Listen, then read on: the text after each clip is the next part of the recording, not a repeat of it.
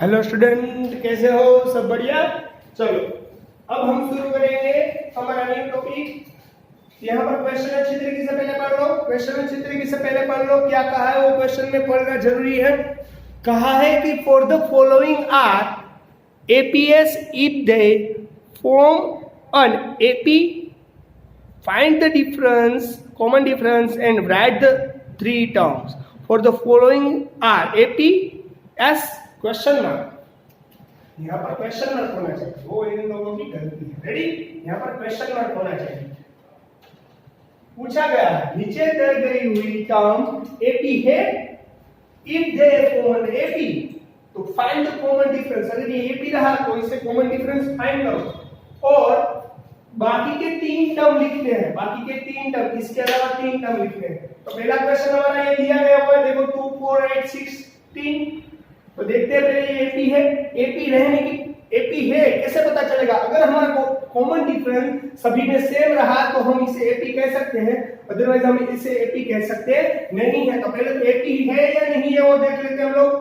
देख लो यहाँ पर एपी है या नहीं है वो फर्स्ट कंफर्म कर लेते हैं। तो यानी कॉमन डिफरेंस डी फाइंड करना पड़ेगा। इसमें से दूसरी टर्म में से फर्स्ट टर्म निकाल देनी पड़ेगी। डी यानी 4 -2, 4 में से 2 चला जाएगा तो 2। डी इज इक्वल टू हमें क्या मिला भाई? 2। चलो यहाँ पर कॉमन डिफरेंस 2 मिलती है। अभी एक और बार कंफर्म कर लेते हैं। कॉमन डिफरेंस a3 a2 यानी कि पहले में से दूसरे में से पहला निकाला, तीसरे में से दूसरा निकालो। अगर डिफरेंस तो वही रहना चाहिए। अगर एपी रहा तो यहाँ a3 is equal to 8, a2 is equal to 4 यानी 4। यहाँ कॉमन डिफरेंस देखो 4 है। अभी एक और बार देख लेते हैं। f4 a3 तीन बार चेक करो, हमारी कोई गलती नहीं ना।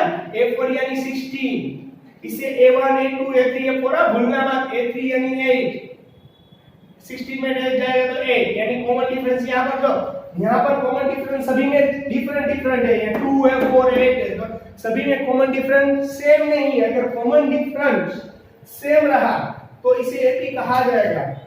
यहाँ here common difference are not same, that reason it's not called to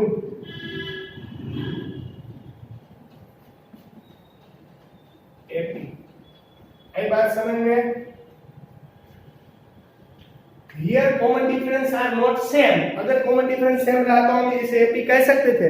अगर ये एपी हुआ तो हमें बाद में तीन और टर्म ढूंढनी पड़ती, पर यहाँ पर एपी है ही नहीं। क्यों? क्योंकि यहाँ कॉमन डिफरेंस कितना है? सभी का डिफरेंस है। आई बात समझ में? आगे अच्छे तरीके से बात समझ में देख लो। एक और एग्जांपल में इसके बाद करवा रहा हूँ। रेडी? चलो अब एक और एग्जांपल सीखेंगे।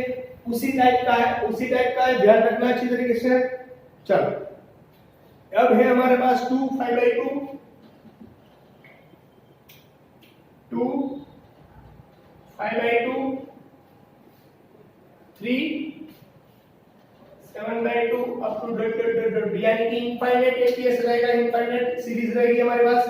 चलो अब हमें यहाँ पर कॉमन डिफरेंस ढूंढ के पहले फाइनल करना पड़ेगा। कॉमन डिफरेंस यानी डी यानी a2 a1, a7 a2 a3 a4 up to dot यानी कि अगर एपी रहा तो हमें 1 2 3 4 इसके बाद की 4 के बाद की 3 और टर्म ढूंढनी पड़ेगी। अगर ये एपी प्रूव हो गया तो रेडी? आई बात समझ में? पहले देख लेते हैं एपी प्रूव होता है या नहीं। a2 7 है, a2 is equal to 5/2 a1 क्या है 2। यहाँ क्या निकलेगा? एलसीएम। क्यों? क्योंकि यहाँ न्यूमरेटर डिनोमिनेटर प्रेजेंट है, इसलिए कंपलसरी हमें क्या करना पड़ेगा? एलसीएम। यानी एलसीएम क्या निकलेगा? 2।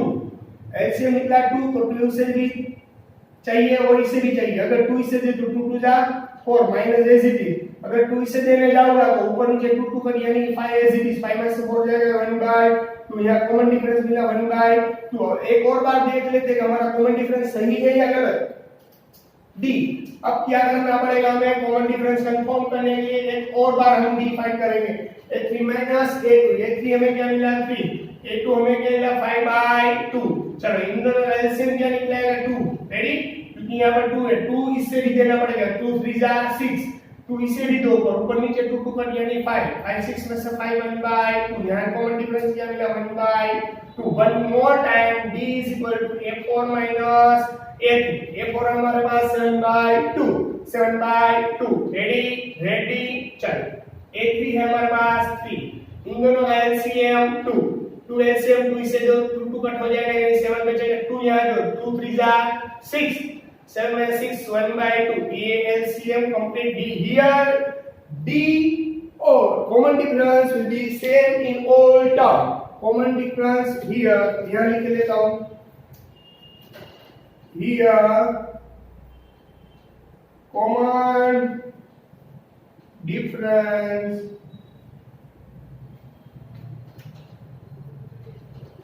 are same in all term यहाँ कॉमन डिफरेंस सेम है सभी टर्म में दैट रीजन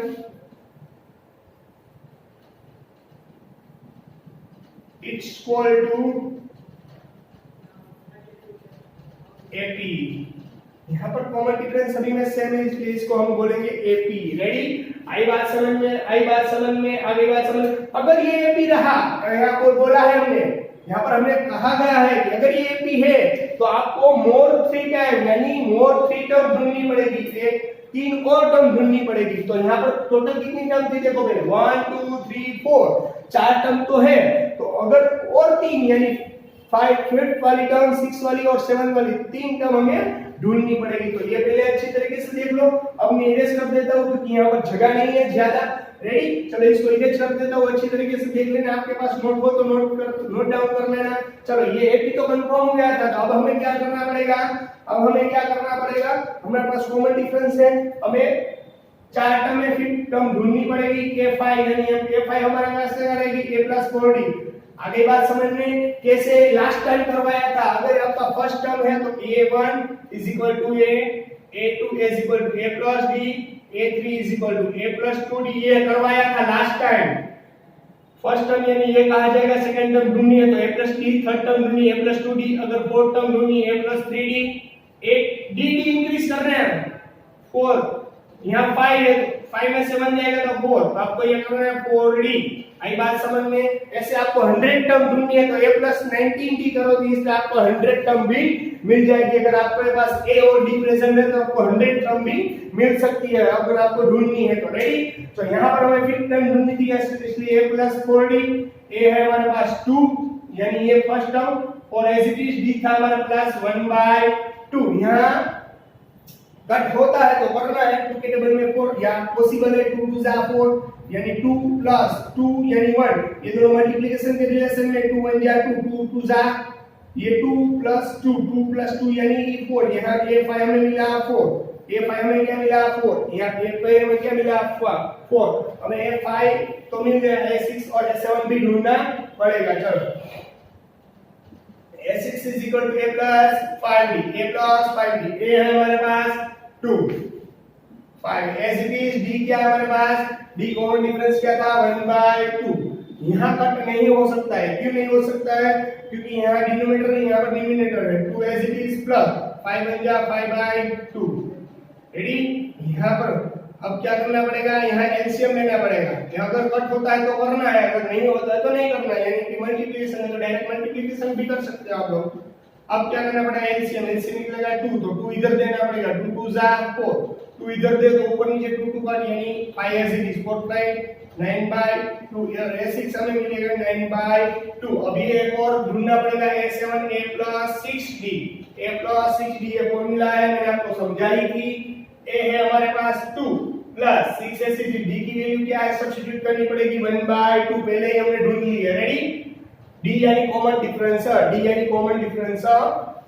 अब इसका कट होता है या 2 के टेबल में 6 2 3 जा 6 यानी 2 प्लस 3 मल्टीप्लाई 1 इन दोनों का मल्टीप्लाई करना पड़ेगा 3 1 जा 3 2 प्लस 3 यानी 5 ये 7 हमें मिलेगा 5 आगे बात समझ में तो ये देखो इसके बाद की 3 टर्म हमने ढूंढ ली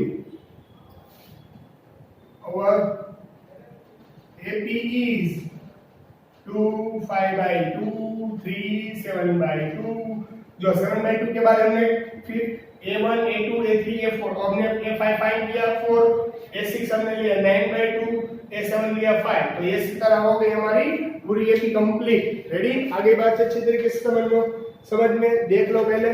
किसी को नहीं समझ में आया, अगर नहीं समझ में आया तो ये अच्छी तरीके से आप पूछ सकते हो। रेडी, चलो चलो स्टूडेंट ये देख लो, ये कंप्लीट हो गया। एक और समझाता हूँ यानी कि आपको दिक्कत ना हो भाई, एक और समझा देता हूँ यानी कि आपको समझ में आ जाए अच्छी तरीके से। रेडी, अगर किसी को फिर भी डाउट है तो आप मुझे कॉल कर सकते हो, मैसेज कर सकते हो, आप कह सकते हो सर एक और बार समझाओ, मैं और बार समझाऊंगा, वीडियो भेजूंगा, पर आपको समझ में आना जरूरी है। रेडी, चलो अब हम करेंगे हमारा न्यू सम, उसी टाइप का है, उसी जो कंडीशन दी गई उसी को हमें फॉलो करना है। तो क्वेश्चन कुछ इस तरह का है, 3 plus under root 2, 3 plus 2 under root 2, 3 plus 3 under root 2 up to dot dot dot यानी इनफाइनाइट एपीएस है। सबसे पहले तो हमें क्या करना पड़ेगा, अगर हमें एपी है या नहीं है ये कंफर्म करने के लिए हमें कॉमन डिफरेंस फाइंड करना पड़ेगा। तो कॉमन डिफरेंस हम किस तरह से फाइंड कर सकते हैं, डी यानी a2 माइनस a1। a2 क्या है हमारे पास 3 plus under root 2 minus 3। Ready, common difference पहले ले लेते हैं, यहाँ 3 नेगेटिव, हियर 3 पॉजिटिव, 3 3 1। तो हमारा कॉमन डिफरेंस क्या मिला हमें, अंडर रूट 2। आई बात समझ में, चलो अब d is equal to a3 minus a2। a3 क्या है 3 plus 2 under root 2 minus a2 क्या है हमारे पास, a2 क्या है हमारे पास 3 प्लस अंडर रूट 2।